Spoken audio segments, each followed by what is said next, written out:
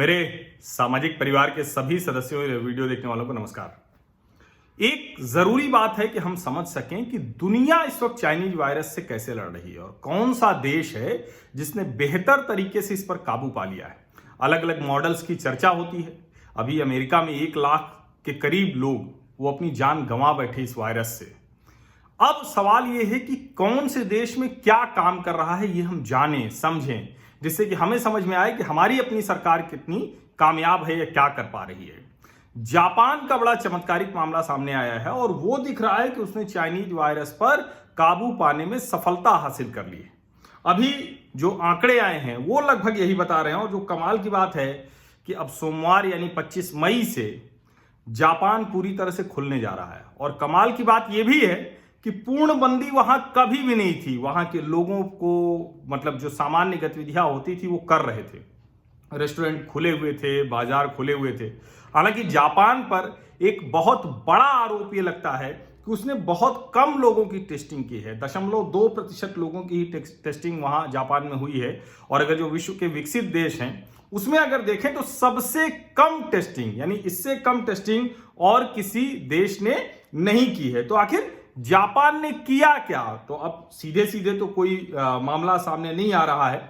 और खास करके एक दक्षिण कोरिया मॉडल है जिसमें उन्होंने TTT की बात की, ट्रेस किया, टेस्ट किया, ट्रेस किया, टेस्ट किया, ट्रैक किया और उनको धीरे धीरे सफलता मिली।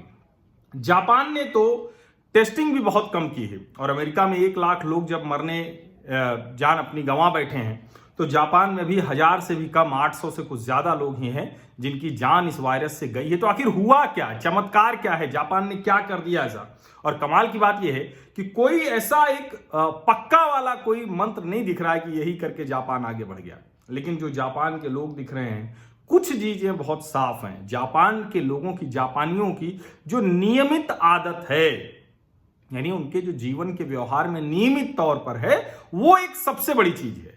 जैसे जापानी मास्क लगाकर निकलते हैं घर से बाहर। एक उनको हाइजीन का, डस्ट का, इस सब का बहुत, डस्ट एलर्जी, ये सब बहुत ध्यान रखते हैं। तो एक दूसरा, जापानियों में मोटापा ना के बराबर है। यानी आप देखेंगे तो कोई भी जापानी आपको मोटा नहीं दिखेगा। ये दो बहुत बड़ी चीज है। और एक चीज ये कि जब जापान में शुरुआती दौर में ही मामला आया तो उसको उन्होंने क्लस्टर में वहीं पकड़ना शुरू किया और स्कूल जापान ने बहुत पहले बंद कर दिया। एक और कमाल का काम जापान ने किया है कि उनका जो सार्वजनिक स्वास्थ्य तंत्र है, स्वास्थ्य केंद्र है, उसमें जो नर्सेज हैं, उनकी 50,000 जो नर्सेज हैं, उसमें आधी से ज्यादा वो इन्फेक्शन के लिए स्पेशलिस्ट हैं। प्रशिक्षण उनको प्राप्त है कि कैसे इन्फेक्शन रोका जाए, इन्फेक्शन को कैसे वो ठीक करें, इसके लिए प्रशिक्षण उनको दिया गया। सामान्य स्थिति में भी जब ये चाइनीज वायरस नहीं आया था तो भी ये नर्सें टीबी, इन्फ्लुएंजा, ऐसी इन्फेक्शियस बीमारियों के बारे में जो कहें कि उसको कम करने में, इन्फेक्शन कैसे रोका जाए, उस पर काम कर रही थी। और कमाल की बात यह भी है कि जापान में कोई सेंटर फॉर डिजीज कंट्रोल नहीं है। कोई ऐसा सेंटर नहीं बनाया हुआ, कोई उस तरह का बहुत एक कहें कि बहुत टेक्नोलॉजिकल एडवांसमेंट इसमें नहीं किया है। तो किया क्या उन्होंने? वो घर घर जाकर लोगों की चेकिंग कर रहे हैं। जो पकड़ में आया तो उसकी टेस्टिंग कर रहे हैं, जब कोई सामने आया तो उसको कैसे आइसोलेट करना है वो कर रहे हैं। और उनका जो फॉर्मूला है वो 3C है: क्लोज्ड स्पेसेज, क्राउडेड स्पेसेज और क्लोज कॉन्टैक्ट सेटिंग्स। ये उनका पूरा 3C का फॉर्मूला है। और अब तक अगर जापान में कहें तो 17,000 से कुछ कम मामले सामने आए हैं और 13,000 से ज्यादा मामले ठीक हो चुके हैं। और कुल जान जो गंवाई है वो 800 से कुछ ज्यादा लोगों ने। 11 अप्रैल की अगर बात करें तो जापान में 743 मामले सामने आए थे, वो पीक था 11 अप्रैल। और अगर अभी की बात करें तो उसके बाद लगातार मामले घटते गए। इस महीने की शुरुआत में 1 मई को 295 मामले और अभी 15 मई के बाद से 23 मई तक प्रतिदिन का औसत 50 मामलों का है, 50 ये है। और ठीक है कि बहुत से उनके ऊपर आरोप लग रहे हैं कि मामले कम टेस्ट किए, दोबारा वेव आ गई तो क्या होगा। लेकिन इस सब के बीच में जापान आश्चर्यजनक किंतु सत्य बना हुआ है, बहुत काबू कर रखा है। और शायद उसकी एक वजह यह भी है कि एशियाई देशों के लोगों की रोग प्रतिरोधक क्षमता भी बहुत अच्छी है। 23 मई को जापान में सिर्फ 13 नए मामले सामने आए हैं।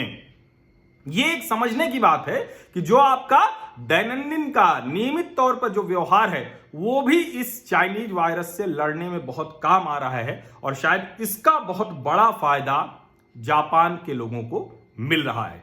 तो ये भी एक तरीका है कि आप अपने जीवन में नियमित तो आचार विचार व्यवहार में वो चीजें रखें, हाइजीन का इस्तेमाल करें, कैसे आप स्वच्छता करें, कैसे आप हर वक्त तैयार रहें कि किसी भी तरह का इन्फेक्शन आपको न लगे, उसकी तैयारी करें। जापान ने वो किया है, उसको फायदा अभी इस वक्त मिल रहा है। बहुत बहुत धन्यवाद।